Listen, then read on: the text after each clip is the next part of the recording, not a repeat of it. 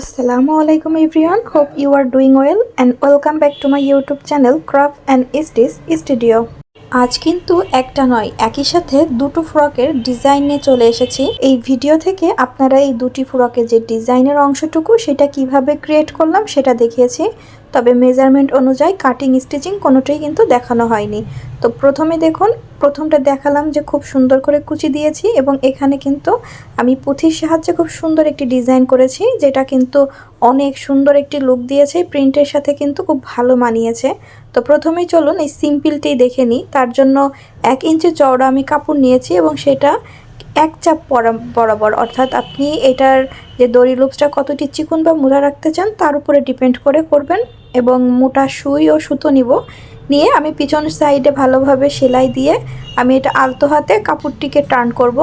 জোরে টান দিতে যাবেন না, তাহলে কিন্তু কাপড় বেরোতে যাবে না এবং সুতো যদি কোনো কারণে ছিঁড়ে যায় তাহলে কিন্তু আপনার পুনরায় আবার সম্পূর্ণটা প্রথম থেকে করতে হবে। তো এইভাবে করে আমি সম্পূর্ণটাই কিন্তু তৈরি করে নিয়েছি। টোটাল কিন্তু আমি 4টি এরকম পিসেস করেছি এবং এর লম্বাটা কিন্তু আমার হচ্ছে 34 ইঞ্চি করে এক একটা আছে, এক্সট্রা রেখেছি আমি।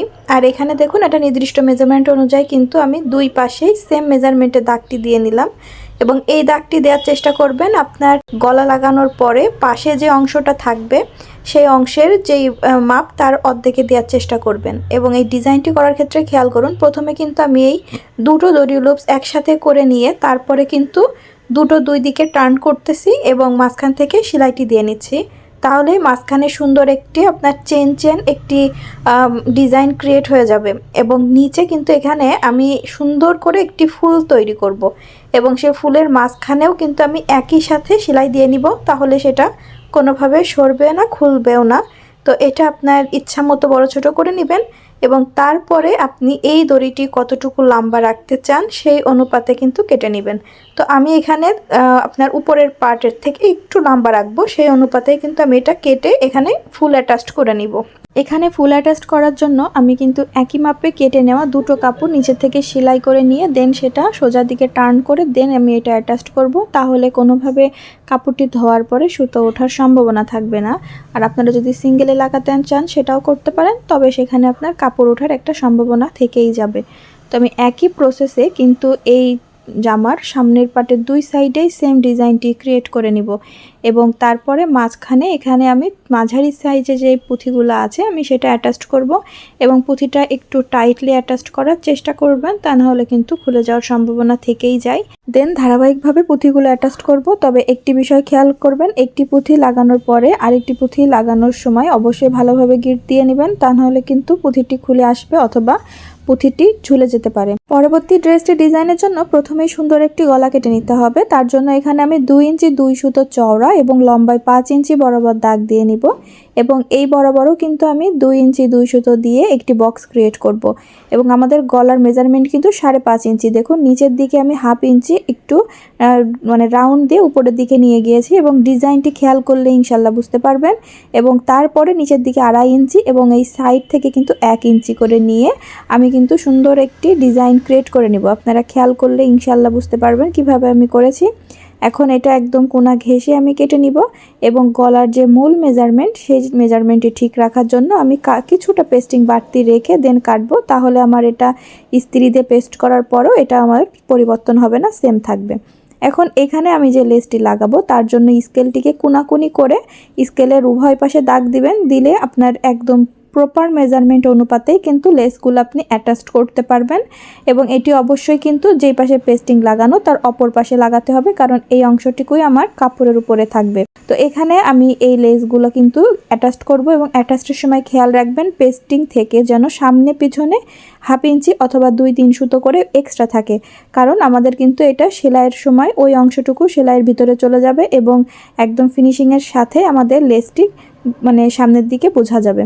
আর এখানেও প্রথমে যেভাবে আমি ডোরি লুপসগুলো তৈরি করেছি সেম প্রসেসে এখানেও কিন্তু আমি ডোরি লুপস তৈরি করে 2 ইঞ্চি বরাবর প্রতিটা পিসেস এখানে আমি কেটে নিব এবং এখানে 4.5 ইঞ্চি চওড়া একটি কাপড় নিয়ে এটা দুই পাশে এবং মানে চারিকোনা মানে চারিপাশ আমি কিন্তু চিকুন করে সেলাই করে নিব, কারণ এটা আমাদের কুচি হিসাবে আমরা ব্যবহার করব। এই কারণে এজন্য চারিপাশ ঘুরিয়ে আমি কিন্তু একদম চিকুন করে সেলাইটি করে নিচ্ছি।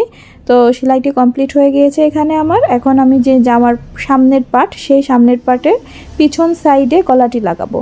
নর্মালি কি করি আমরা সামনে লাগিয়ে গলাটি পিছনের দিকে টার্ন করি, তবে যেহেতু এটা আমাদের ডিজাইন গলা তার জন্য আমরা কিন্তু কাপড়ের উল্টো পাশে গলাটি অ্যাটাচ করব এবং এটা টার্ন করে সামনে নিয়ে যাব এবং সেটাই কিন্তু আমাদের ডিজাইনটি হবে। পরবর্তীতে আমি 2 সুতো পরিমাণে কাপড় রেখে কেটে নিব এবং সাইড দিয়ে ছোট ছোট কাটস বসাবো। আমাদের এইটি উল্টানোতে সুবিধা হবে এবং খেয়াল করবেন যেন কোনোভাবে সেলাই কেটে না যায়।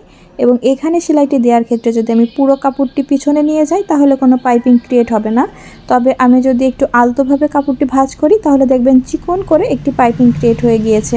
তো এখানে আমি পাইপিং ক্রিয়েট করেই এই উপরের চাপ সেলাইটি দিয়ে নিব এবং পরবর্তীতে আমাদের পেস্টিংয়ের সাইডে যে এক্সট্রা কাপড়টি রেখেছিলাম সেই কাপড়টি ভাঁজ করে দিয়ে একদম কোনা ঘেঁষে সেলাইটি করে নিব। তাহলেই কিন্তু আমাদের এই গলাটি প্রপারভাবে অ্যাটাচড হয়ে যাবে। এবং তারপরে একদম নিচের দিকে এসে আমরা যে 2 ইঞ্চি পরিমাণের দড়ি লুপসটি তৈরি করে রেখেছিলাম সেগুলো ধারাবাহিকভাবে কিছুটা গ্যাপ রেখে রেখে আমি সেটা অ্যাটাচড করে নিব।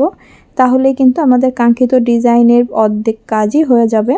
তো এখানে আপনারা এটা চাইলে একেবারে ঘন ঘন করে দিতে পারেন অথবা আমি যেভাবে দিয়েছি সেভাবেও দিতে পারেন। আমার কাছে এটি বেশি ভালো লেগেছিল, তার জন্য আমি একটু ফাঁকা ফাঁকা করে এই দড়ি লুপসগুলো দিয়ে নিয়েছি। তো এই যে কালারটি ইউজ করবেন এখানে কিন্তু আমি আমার প্রিন্টের সাথে মিল করে কিন্তু কালো কালারটি ব্যবহার করেছি, তবে আপনারা আপনাদের পছন্দনীয় কালারটি দিয়ে নেবেন। এবং এই যে কুচিটি আমি তৈরি করছি এটা তৈরি করার ক্ষেত্রে একটা বিষয় খেয়াল রাখবেন যেন আপনার এটা একটা কোটির মতো দেখায়, মানে সোজাসুজি বসানো যাবে না, একটু বাঁকা করেই কিন্তু আপনার এই কুচিগুলো তৈরি করতে হবে। এবং উপরের দিকে যখন আসবেন তখন কিন্তু এই যে গলার ডিজাইনটি করেছিলাম সেই ডিজাইনের একদম কিন্তু কোনা ঘেঁষে আমাদের এই কুচিগুলো তৈরি করে নিতে হবে। এবং এই যে কুচিটি করলাম এই কুচির চওড়া তো দেখিয়েছিলাম, লম্বাই ছিল 34 ইঞ্চি। তো এইভাবে কিন্তু আমি উভয় পাশে কুচিটি দিয়ে নিব এবং এই কুচিগুলো হয় কি ইউজ করার পরে যখন ধোয়া হয় তখন কিন্তু এটা দুটো কুচি এক সাইডে চলে যায়। তো সেই সমস্যার সমাধান করার জন্যই কিন্তু আমি এই কুচির আর এক পাশে মানে একদম কুচির সাইডে মনে করেন 1/2 ইঞ্চি মতো কুচি রেখে আমি বাকিটা এখানে সেলাই করে নেব 2 পাশেই।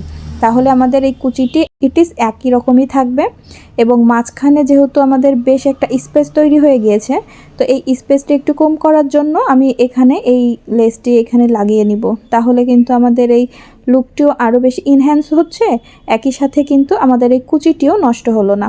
তো পরবর্তীতে আর কি একইভাবে আমি এখানে পুঁথিটিও অ্যাটাচ করে নেব, নিলেই কিন্তু আজকের ডিজাইনটি কমপ্লিট হয়ে যাবে।